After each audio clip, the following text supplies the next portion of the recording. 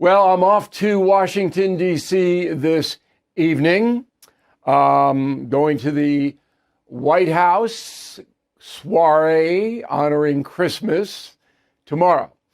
Always a privilege. I know that word is overused, so is honor, but it is. And I've been going to these things for a long time, although Joe Biden iced me. I never got an invitation, but I was there for Bush the Younger, for Barack Obama, and now for President Trump. And all this is to reward Trump's fundraisers, but I'm not one of them. I don't give money to anybody because I'm a journalist.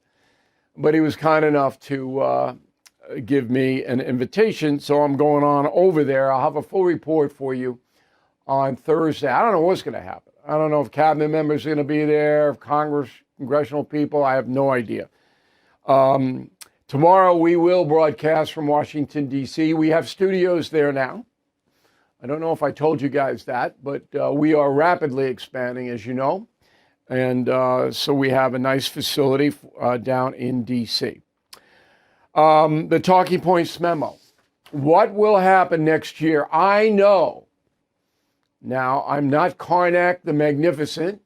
Now, if you don't know who that is, that's a Johnny Carson reference. But I'm not a soothsayer Nostradamus. I am a guy who knows what's happening. And 2026 is the last chance to get Donald Trump. The far left, the Trump haters, the Democratic Party, their media allies. Last chance to get him. And it's going to come down this way. Every week there will be a new controversy. We've seen a preview of it this fall. Epstein, and now the gunboats, blowing up the drug boats. And next week it'll be something else. I don't know whether they'll take a Christmas break or not. But then every week in 2026, a new controversy to try to wear down President Trump in the court of public opinion. That's what will happen. Now, I don't know if the Trump administration knows this. I suspect they do, but I don't know for sure. But they need to put together a rapid response team to anticipate that this is going to be an ongoing campaign. Because if the Republicans lose the House or the Senate or both, then Donald Trump becomes a lame duck president. He loses an enormous amount of power in the last 2 years. If the Republicans hold, Trump actually increases his power. And believe me, that is not going to be good news for the progressive left and the Trump enemies and the media. There's a lot on the line here. Now, we got a preview yesterday with White House Press Secretary Karoline Leavitt. I know Ms. Leavitt. She's a young woman, but she is very, very bright. And I was impressed with my meeting with her, which took place 2 or 3 weeks ago. I didn't know her before then, face to face. Anyway, you'll remember that the New York Times ran a piece that said Trump is getting old. That's impacting on his job. Piece is bogus, and I told you why. I deal with the White House all the time at the highest level. I know that Trump's younger staff members have a hard time keeping up with him. That's a fact. The story was bogus. So yesterday, Ms. Leavitt took it on. Roll the tape. And I will point out one fake news story over the weekend before I let you all go from the New York Times that took about 1/3 of the president's daily calendar and his daily schedule and said that he's doing less than he did in his first term, or he might not be fit for the job. That is unequivocally false, and it's deeply unfortunate that this story was written by the same outlet and the same reporter who wrote this. Biden is doing 100% fine after tripping while boarding Air Force One. Oh, same outlet, same reporter who wrote that President Trump is not fit for the job. Are you kidding me? And it's true. So there was no reporting on President Biden's decline. And to the very end, the liberal media was saying, oh, no, don't believe your eyes. He's fine. And of course, he wasn't fined. Now, that's the kind of very effective, methodical response that the Trump administration has to get up and running on every issue if they want to win the midterms. And that is what is at stake. And that's the memo.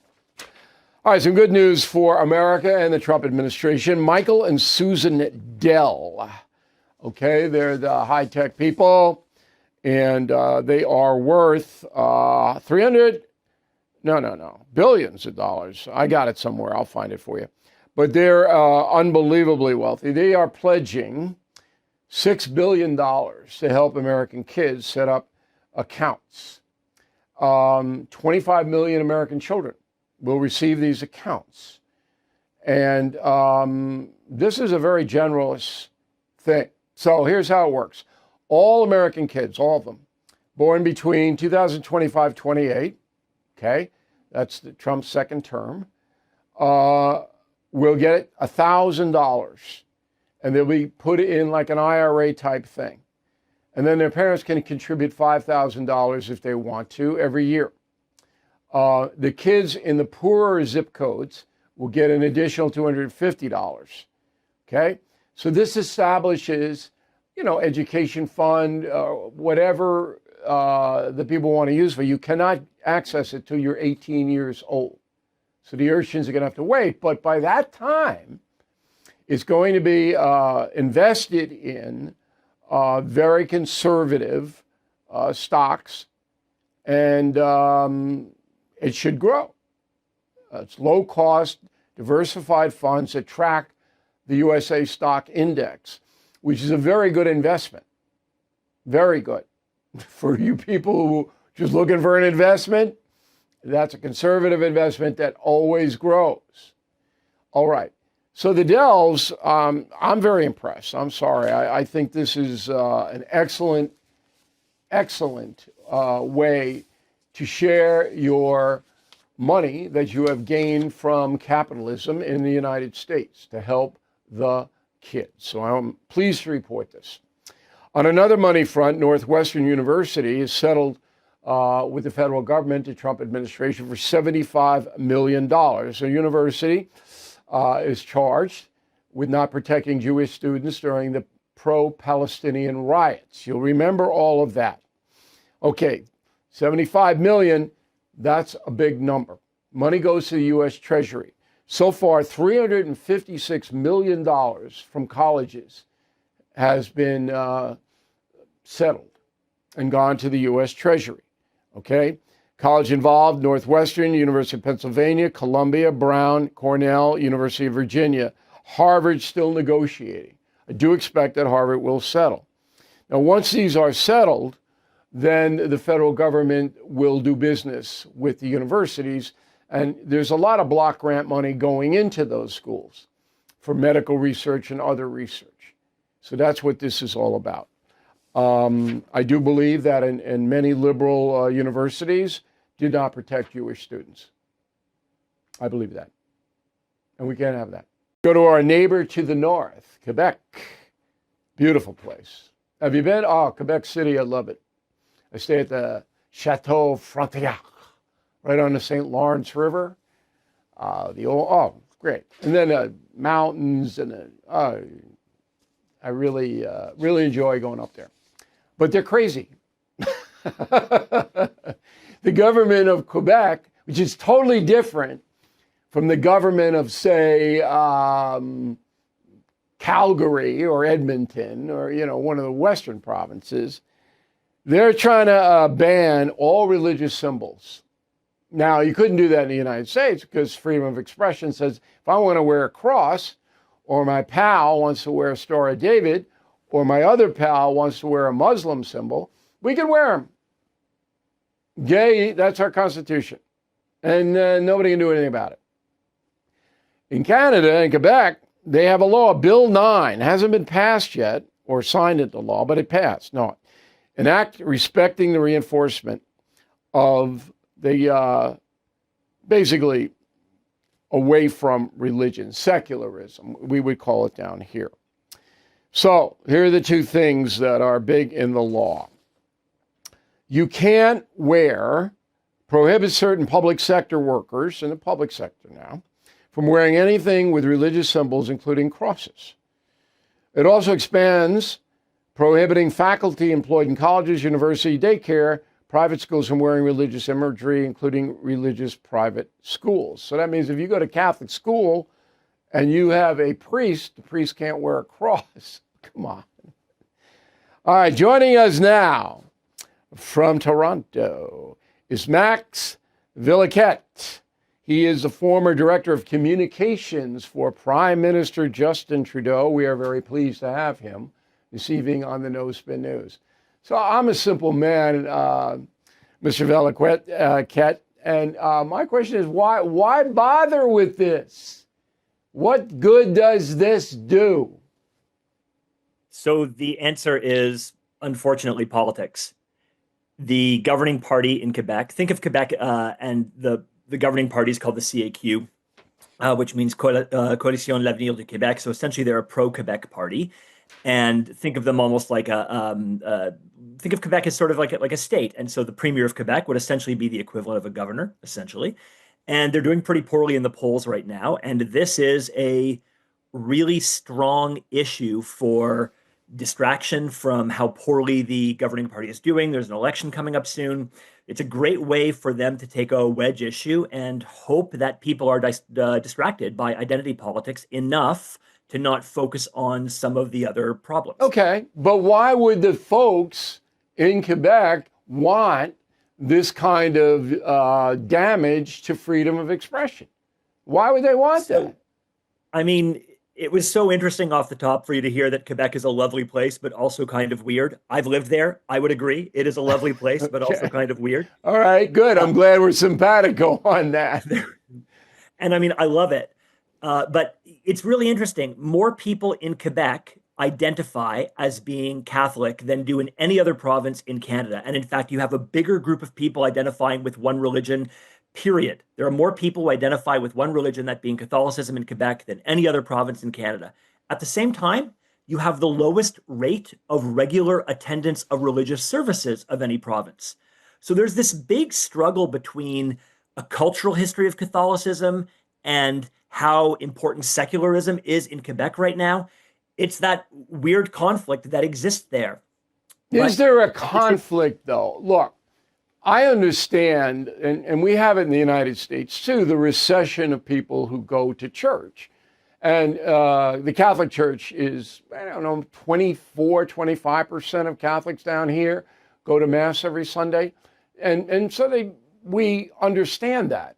But say I'm an atheist and say I don't like any religion and I'm walking around Quebec. Why do I care if some priest has a cross or some Muslim wears a hijab or whatever? What do I care?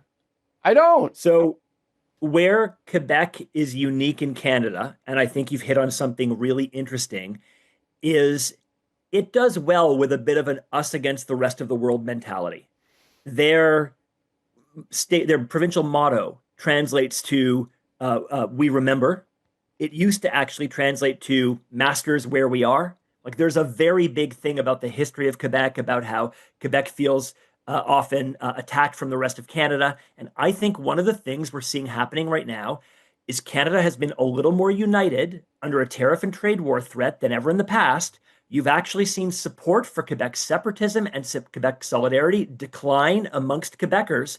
So I think this is a great way for a government that's in trouble to say, no, we're all together in this issue, right? This is something Quebecers can all agree on. Don't pay attention to anything else that is happening right now. But they don't agree on it. They can't agree on it. Look, when I was up there, I went to Saint Anne de Pauvre, I think I'm saying it right, which is the Catholic church that is a healing church. And it's a very big tourist attraction there. And I can't imagine that most people who live in Quebec want this chilling, and it is chilling, law that would ban people from expression. Now, your Supreme Court in Canada, and it is called the Supreme Court up there as well, has to rule on this. Going to make a prediction? Well, it's going to be a huge challenge because there is something here called the notwithstanding clause that allows provinces to essentially govern themselves if they it's a huge thing to invoke, but they can do it, which could conceivably override a Supreme Court challenge. So this is a big enough issue, Bill, that you may actually find not just this particular issue being decided by the Supreme Court, but it being strong enough to poke at some of the very elements in our foundation here, which is the notwithstanding clause itself. Can they use this to get around this? I would just like to add one thing to what you said, though, which is the Catholic stuff, a lot of it is being allowed because it's considered cultural. So by that, what I mean is that there have already been issues of, say, a crucifix or a cross hanging in the provincial seat of government in Quebec, and that was okay to be there until there was a real strong challenge against it because it's, quote unquote, a cultural thing and not a religious thing. So when your history of religion involves Catholicism, but that's so wrapped up in your culture, Quebec is a very Catholic place.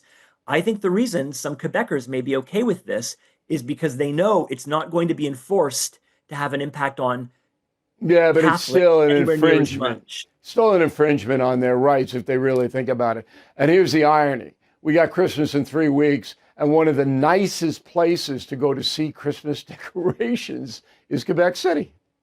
It's beautiful. Mean, think about the ridiculousness of enforcing this. Is the tree a You religious can't symbol? enforce Is a tree with an angel a Right. symbol? Is A it tree with a star nativity symbol? scene? Yeah, you can't enforce it. All right, Max, we appreciate the update. You'll be our go-to Canada guy from now on because we do want to have good relationship with Canada and we want to understand what's going on up there. Thank you very much. A quick story. I'm up there in Quebec City and I'm driving up into a place called the Hotel Richelieu right along the St. Lawrence River. And I'm going about 120 miles an hour. There's nobody on the road. Okay, it's way up there. And all of a sudden, a Mountie pulls out behind me.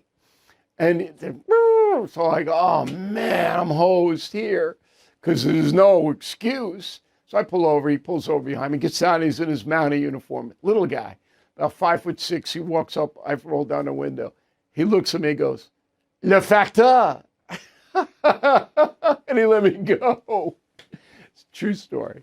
Final thought, Black Friday.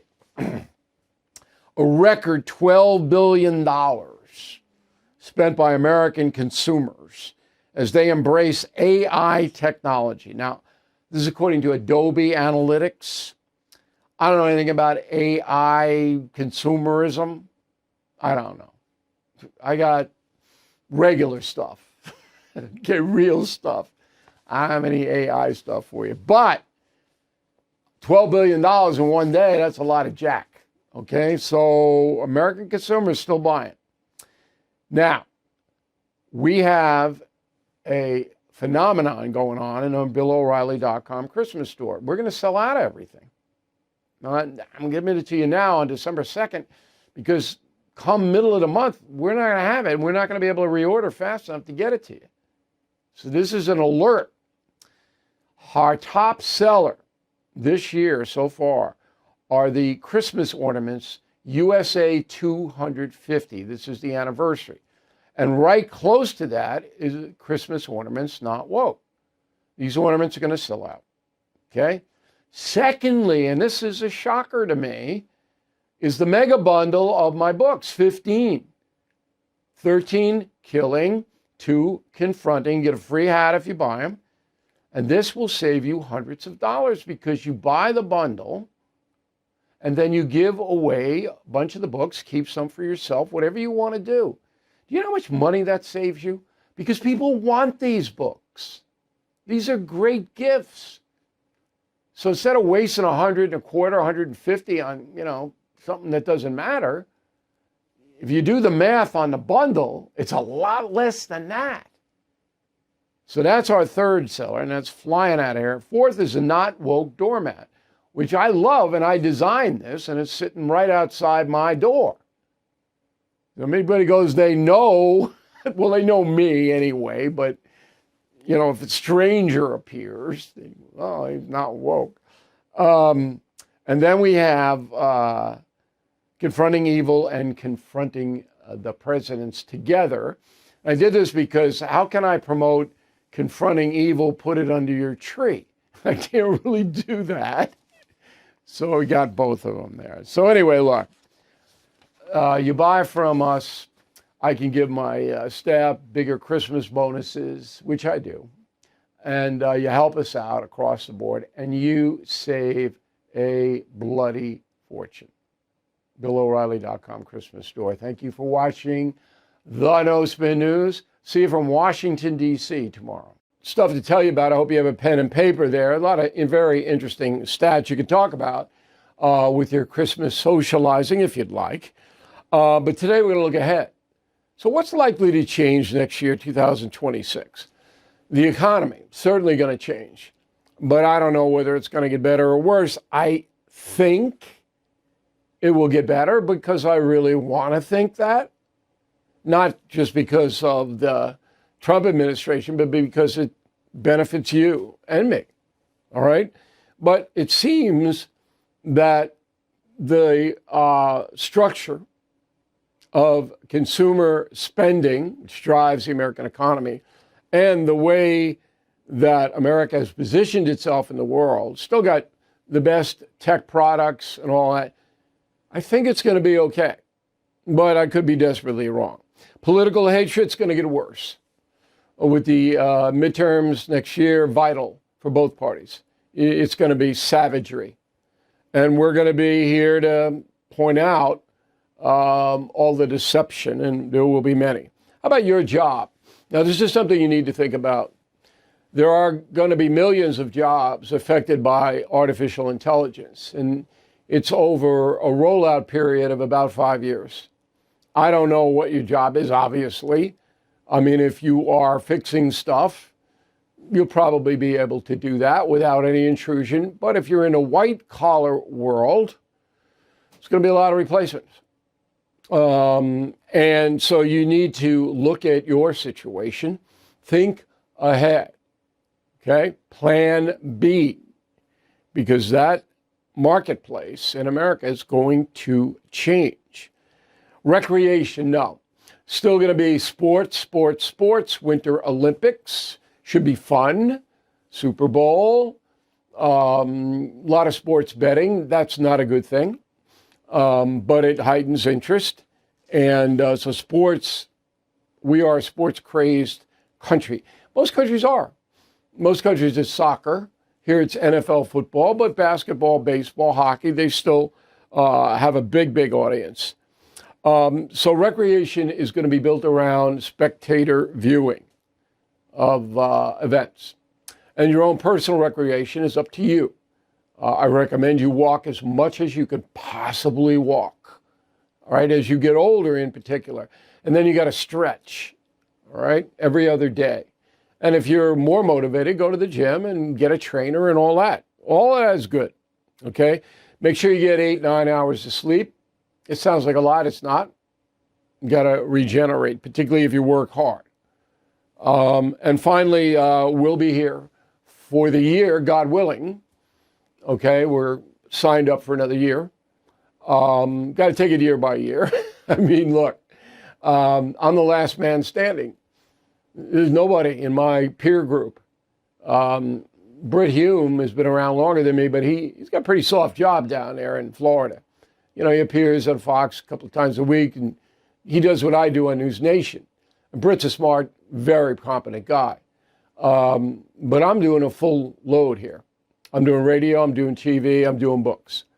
So how much longer can I do that? I'm going to do it because I think it's worthy, not just for me. So we're in for another year, and that is important because fewer and fewer media vehicles are telling you the truth. It's so hard for me as a professional to really find out what's going on.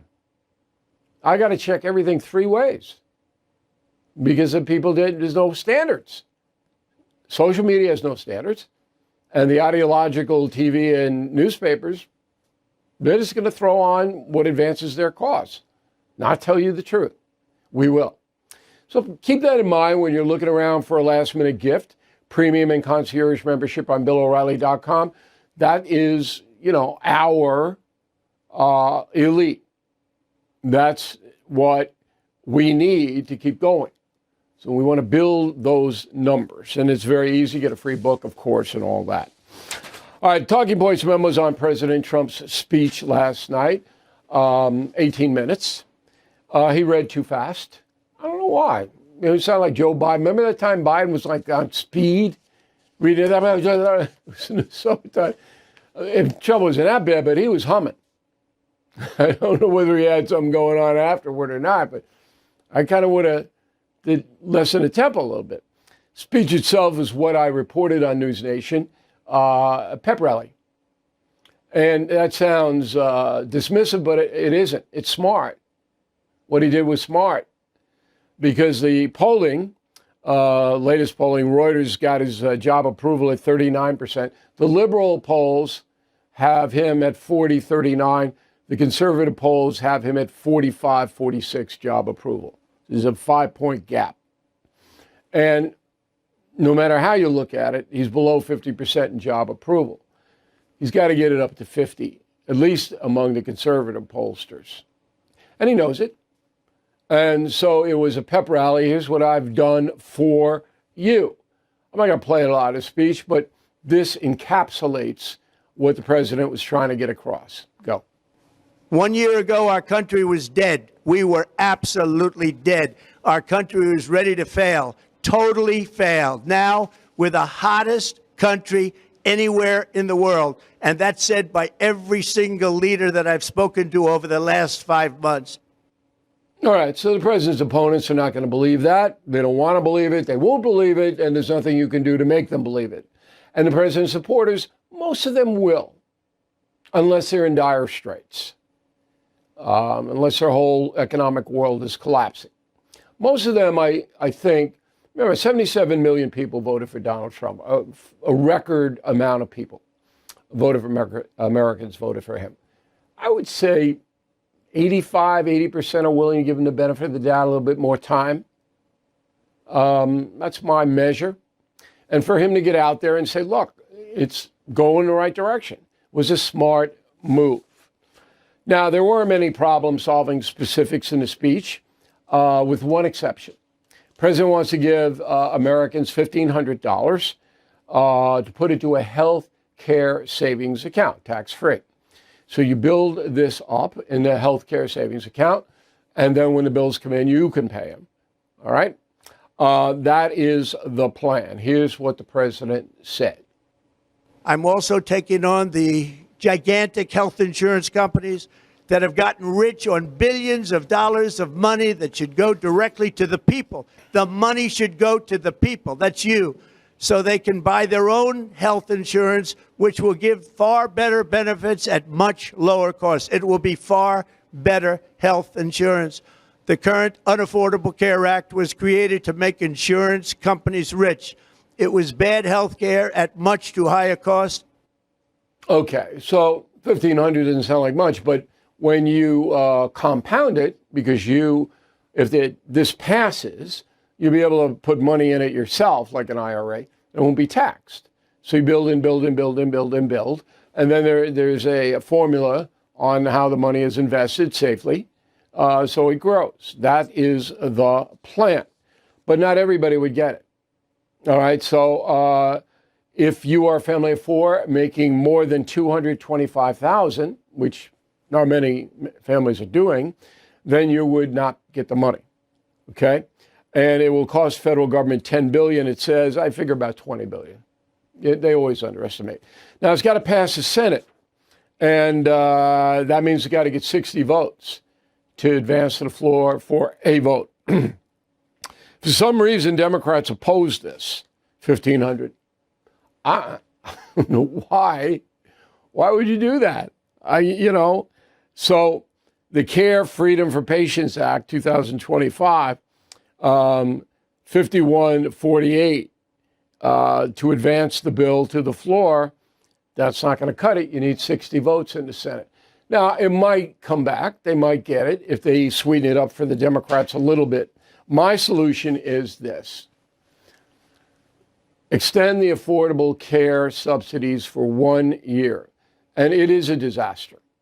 It is just hemorrhaging money and causing the whole healthcare industry to rise in cost. That's what Obamacare is doing. Okay, because more and more and more people are trying to get it than was originally thought. And then the deals they're making with the insurance companies, as Mr. Trump said, benefit the insurance companies, not you, not the government. All right. But if you extend for a year, then you have 12 months for both parties to come up with a fair and equitable health care law that doesn't add trillions of dollars to the debt. So that's what I am recommending. Possible? Sure. Hope it happens. Also, the president is giving each military member $1,776. It's a bonus payment. They all get it. It's going to cost the federal government $2.6 billion. That's okay. Now, the president doesn't need Congress to accrue that. He can do that by an executive order. So that's what happened last night. Just wrapping it up. Smart move for President Trump to give the speech. I don't think it was well watched because people are distracted around Christmas time. And anybody who doesn't like Trump, not going to watch it. And, you know, right away, as soon as he got off the air, I switched over to CNN. I never watch MS. That's ridiculous. CNN was trying to punch it up, you know, like they always do. NewsNation far and away the fairest, if you're looking for fair, in America. All right. Executive order to lower marijuana to a classification of narcotics. That's pretty much you can take it.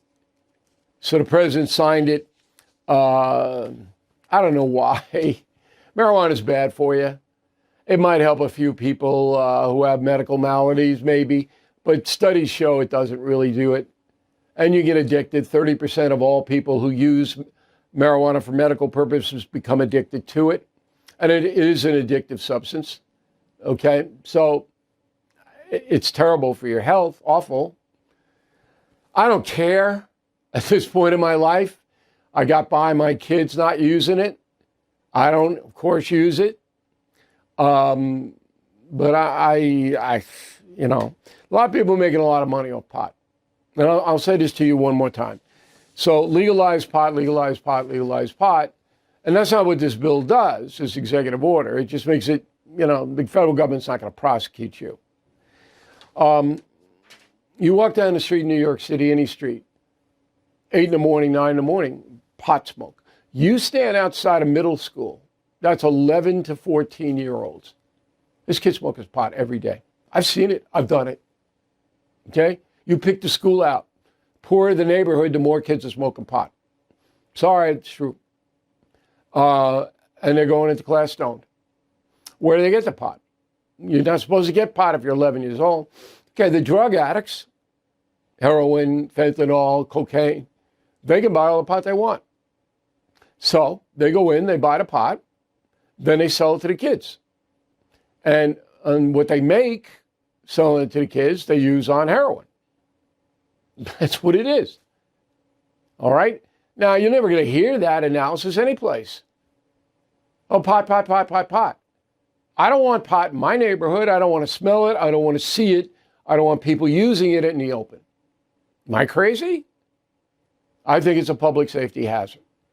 Anyway, I'm not going to criticize President Trump for the EO. He's got his own reasons. I don't think it's important. National Defense Authorization Act. So the Senate has approved $900 billion. Okay, goes to the military. And it was 77 to 20. So finally, there's a little bipartisanship. And the House approved it 312 to 112. What does it do? It stops diversity, equity, and inclusion at the Defense Department. They can't do it. It's against the law. Okay? Authorizes active duty troops along the U.S.-Mexican border. Good. And some of those troops are going to go into Mexico because that country's not wising up. Okay? It's going to have to be confronted. Deploys a Golden Dome missile defense shield. I don't know what that is. I do know it's Going to be a lot of money. Okay? And it includes a 4% raise for all service members. That's fine with me. And you can't, if you're in a military academy, if you're a transgendered person, male, you can't play against women, which is, nobody does that anyway. And it authorizes $800 million in military spending for Ukraine. Okay, so that's in, that's passed. That's important. Pot's not so much important. Republican health care bill passes in the House. And let's see, what was the vote here? I thought I had it, but I don't have it in front of me. But it passed along party lines. And it goes to the Senate, but you need 60 votes, and they're not going to do it because it doesn't have anything about subsidizing Obamacare in it. Okay? So the Republicans in the House put forth a bill and says, no, we're not going to have any more subsidies for Obamacare. And it passes along party lines because Republicans control the House. But in the Senate, you need 60, and there are only 53 senators on the Republican side. No, it's not going nowhere. This is just symbolic. No more spending. And really, I don't know whether you're involved with party politics or not. I'm not. I'm a registered independent. I don't care what they do. I just want the best for the country. But the Democratic Party is just spending, taxing, spending. Okay, you got to stop. You got to stop. You reach it up to here. Stop. I mean, that is the big thing for me. All right, gender care. Interesting bill that I support. So it would criminalize if a doctor changes the gender of a minor by surgery. It would also criminalize doctors, pharmacists, anybody who give minors hormones, puberty blockers. Passed 216 and 211 in the House. Again, Senate's going to block it because the progressives in the Democratic Party, which is most of them, they don't want it. I don't think it's morally right for a physician to take a minor, even with the minor and a parent's consent, into an operating room and do this kind of surgery. Okay? 18? All right. You're an adult under the law. But it won't get passed. Death with dignity.